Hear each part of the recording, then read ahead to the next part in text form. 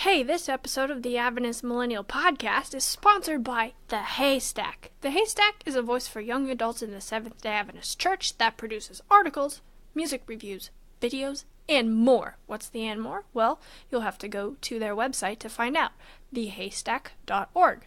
The Haystack. Life, culture, theology. Well, everyone, I hope I'm still alive as you're listening to this, and that I haven't died in communist Cuba. But fingers crossed I'm still alive and kicking, and you're not listening to a relic that you can post on Last Images subreddit or Last Podcast Episodes subreddit. Anyway, help, I don't know what I'm doing. But, like I promised you, hot apple pies coming out of the Apple Pies for Whales shop, even though I'm indisposed. So, I should get some points at least for that. What are we talking about today? Today, I am going to tell you guys about my opinions on Good Omens, which is a new Amazon show. If you haven't watched it, you're going to get the 411 on that. And then I'm going to talk about forgiveness and, just being angry about stuff. And then we'll see where that takes us. And since this podcast does not yet exist in a communist country and there is technically still free speech, I'm going to go ahead and use my free speech to plug all of my social media. You can find me at adventistmillennial@gmail.com, SDA Millennial on Facebook and Twitter, etc., on Instagram as well. I can't guarantee you that I will be very responsive for the next couple of weeks, but I will eventually get back to you if you have comments, if you have questions, if you have suggestions for topics, if you have people you want me to talk to you, yada, yada, yada. So let's go ahead.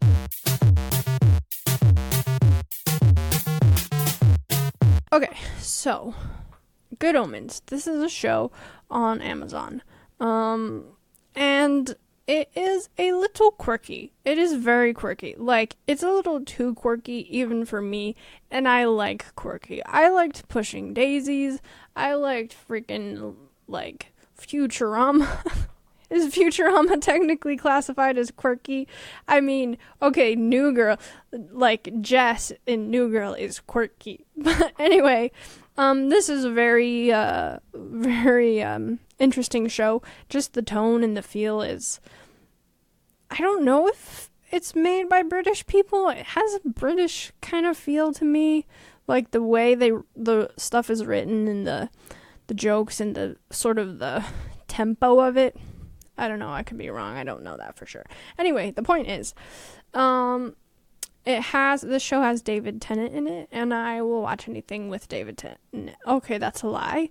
I didn't watch Doctor Who. Sue me, I'm not planning to watch it.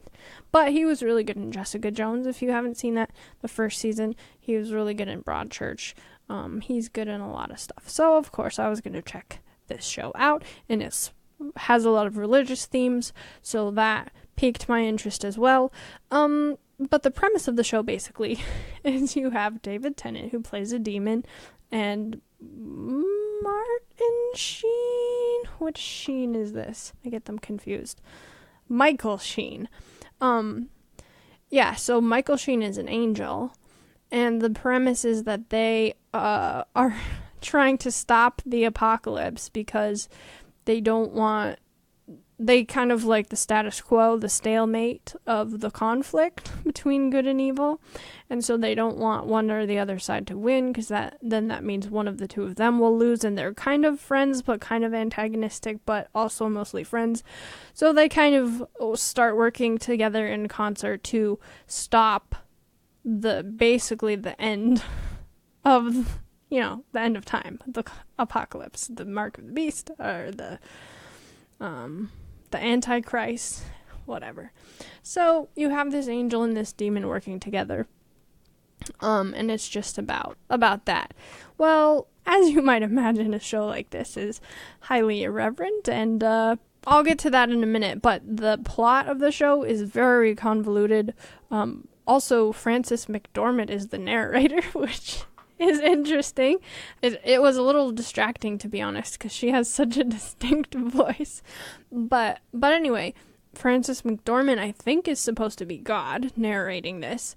And it's very fast and complicated, but not in a Gilmore Girls way, more like in a what's happening, that was random type of way.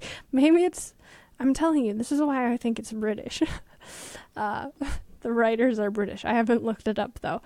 Also, can I just say for a second, what is the fascination currently in pop culture and various other places with God being a woman?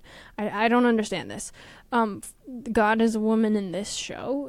It's mentioned a couple of times, I think. Okay, here's the other confession. I've watched several episodes, maybe like 5 episodes of this, but I was always doing something else, so I wasn't fully paying attention, so I probably missed a lot of like plot-y stuff, but they did mention, I noticed several times, referring to God as a woman. And of course, Frances McDormand voicing God gives that away. But then you also have things like, Billie Eilish has that song, "All the Good Girls Go to Hell." Because even God herself has enemies, and once the waters start to rise, she'll want the devil on her team. So Billie Eilish is talking about God as a woman. Ariana Grande, obviously, talking about God as a woman because her song is called "You Believe God is a Woman." And then even like in Christian fiction, if anybody read the book The Shack, God was like a black lady in that book. I don't understand. Like, and also I've heard within religious circles arguments about like, oh, is God gender neutral? Is God a he? Is God a she? Whatever. I don't know. I don't really care, to be honest. I think it's kind of like a nil thing to discuss, but whatever. I just think that's an interesting fact that God is depicted as a woman in a lot of pop culture. So this show, going back to Good Omens, this show goes hard against religion. Like, it's palpable how much it's basically just a takedown of religion. It really just cuts straight to how terrible God is and the people who follow him. And it's the whole inversion where, yes, the angel and the demon are working together, but also you kind of get the idea that the bad guys are the good guys and the good guys are the bad guys, in the sense that David Tennant really is the protagonist of the show, and Michael Sheen is kind of a foil. And so, okay, on one hand, I don't have a problem with this takedown of religion, because the religion that they're taking down, the idea of God, the concept of the God that they're depicting, and the concept of religion that they're depicting, is something that I also disagree with, and I talk about that every week on this podcast. So I don't have a problem inherently with them picking apart religion that doesn't make sense, or contradictory religion, or, distasteful religion. I don't have a problem with that. I do it all the time. But there's another but. This show, I don't feel like is really posing questions, and I personally think that good art is good at posing questions, asking things about life, like asking the observer of the art, or the consumer of the art, or the reader, or the watcher, or whatever, taking them on a journey with you to make them ask the questions that you're asking. Whether or not you have an answer in art is really secondary or irrelevant. And this show doesn't seem like it's doing that. It seems like it's saying something bad about religion while also presenting the inverse as, the better. Maybe not the ideal, but like of the two, better than religion. And I do have a problem with that idea, because then it ceases to be art, and it becomes someone's angry rant against religion, and then the goal becomes to say that the bad guys are that the demons and the witches and all of these guys have some kind of answer that religion doesn't, which I also think is not true. So yeah. But my conclusion in watching this, and granted I haven't finished it, and granted I was only half watching it, but I will say, when I see things that push back against religion, most of the time, it's pushing against a religion that I also disagree with, so I can't really have too much of a bone to pick with it. But I do also think, as I've said 100 times here, this is why we need to have something better to answer. Because if you're creating art that is asking those questions and sort of filleting the religion that proposes a terrible picture of God and the way reality works and human life, that's one thing. But if we don't have anything to step in and say, here's the answer to your question, then what are we complaining about? And like I said, this podcast specifically, I don't consider it necessarily art. So if I have a point to make, I'll make it, even though that's secondary always to laughing about something. But what am I trying to say? I guess I just contradicted myself in that I said art should only ask questions, and then I said we need to have answers to the questions that are being asked. But I think we can also create art that asks the right questions, because questions can lead you to your own implied answers. And I think that's the more effective way to go about making a point. It's like the inception of the thing where you're asking a bunch of leading questions until the person thinks they came up with it on their own. Or just genuinely saying, even if you don't have the answer, like there's a problem, like many of us feel, I think, there's a problem within the church, within the way we look at God. What is that problem? Even if you can't always pinpoint exactly what that is. And I'm not being as articulate as I want on this particular subject, but basically to boil it down to a simple summary is Good Omens.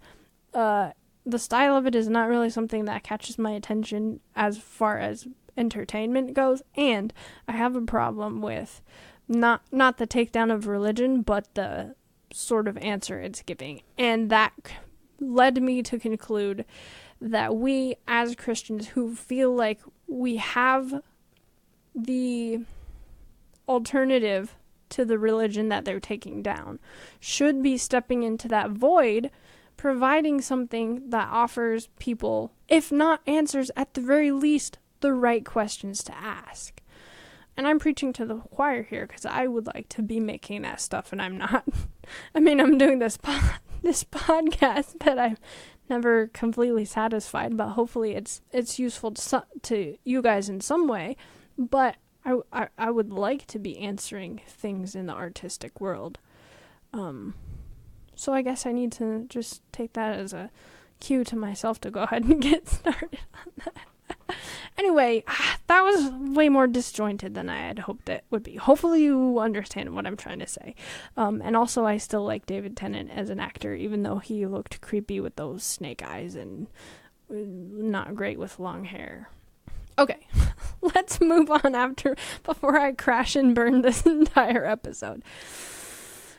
Let's talk about forgiveness. This is something I was thinking about the other day because, as usual, we're starting with an anecdote about my personal failings. Last week, or the week before, obviously, I know that I told you guys that I rage quit my ISP. But, I wasn't actually extremely angry about it. I was just kind of done. I was even a little bit slightly amused by it. But I wasn't actually, really, really mad. Well, this last week, I did get really, really mad and go into an actual real rage the other day. And let me just tell you why for a second. Where I live, getting packages is such a huge pain in the butt. First of all, we have those little pigeonhole mailbox things. So if you get something any bigger than that, it won't fit in the mailbox. So they have these two package, as they do at apartments, they have these two package boxes that the mailman can put your package in, and then you just leave the key. It locks the key back into the door of it. Whatever. You know what I'm talking about. Well, some dingus in our complex has had packages in both of those package boxes for several months. And so the package box is never available when someone has a package. To make things worse, our complex has a gate, and it's like an old school gate with the key thing. There's no code, so there's no way, the random delivery guy is not going to be able to get in by just punching in a code. Someone has to actually open it for him. And then to make it worse, kind of like the unspoken culture here at this complex is that you just leave a sticky on the gate and say, like, please leave it open because I'm expecting a delivery. However, even if you do that, there's a 50% chance someone will still close the gate anyway, like 5 minutes before your package arrives. So you're like checking all day. Oh, the gate's still open. Oh, the gate's still open. As soon as you turn your back, someone closes it, and then the delivery man comes, and then you get an email saying, this package failed to be delivered because your gate was closed. And then you have to go pick it up at the post office, or they just don't deliver it, and then you have to wait for them to come back, or then you have to like track down your package from some FedEx facility. And then what actually made me spiral into a rage was I had ordered something that I needed that day, that I needed in the next 2 days, #Amazon for 2-day delivery, because I was about to leave. And so I knew that I was going to need it. So I was like trying to make sure that the gate was open. And of course, I got the email that says, your package failed to be delivered. And I just, unfortunate to say, I flipped my lid. I was extremely angry at everyone in my apartment complex for being the actual worst in the history of the world. And and then after, like, the red cleared from my vision, I realized, like, man, I hate being angry. Being angry sucks. It's a terrible feeling. But then realizing, like, oh, shoot, I don't like that, brought back memories of high school when I was really angry a lot. Unfortunately, I was constantly mad. I was mad at my parents about stuff. I was mad at my siblings about stuff. I was just angry at everything all the time, and it was a miserable feeling. So when I had this like just flash of irrational anger about my stupid package, it took me back to that time, when I was just so angry all the time. And I don't know if this is just like a hazard of being a teenager, that you're just angry by default. But I started realizing that I hadn't been that ticked off in a long time, and I couldn't really remember the last time I'd really been that enraged about something. But that was a good thing, obviously. And I was wondering, like, why? How did that happen? Because I certainly didn't sit myself down and say, like, we need to address this problem of you just being mad at the world all the time and try to will myself to fix it. I just realized in that moment that I hadn't been so angry for a long time.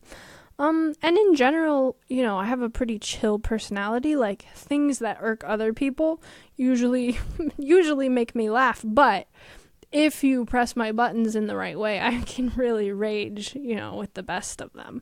So I was wondering, like, why did that constant rage go away, even though I wasn't necessarily consciously trying to refine that part of myself?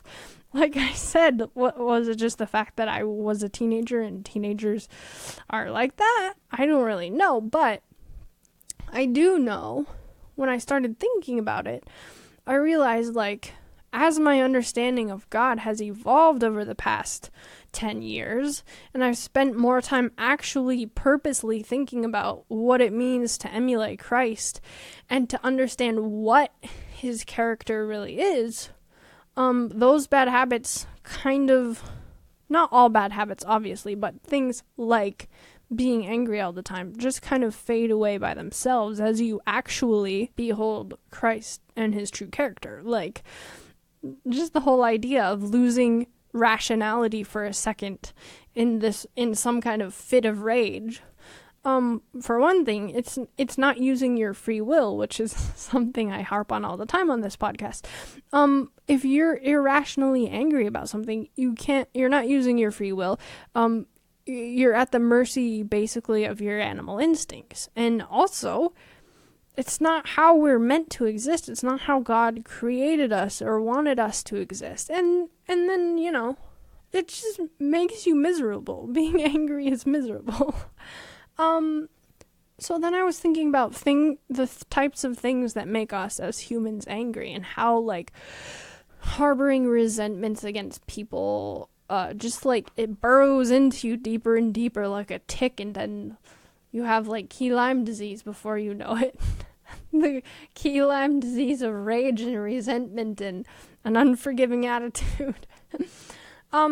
And I remember when I think I've talked about this before, maybe when I was back in Bible worker school at AFCO, they had this, like, week of prayer thing where they told all of us that before we could be effective for Jesus, before we could be workers who were actually doing real Bible work, we had to go and make peace with anyone who we had old beef with. Like, we had to go and actually call people that we needed to forgive or ask forgiveness from or whatever. And we needed to go and make things right. But at that time in my life, 18,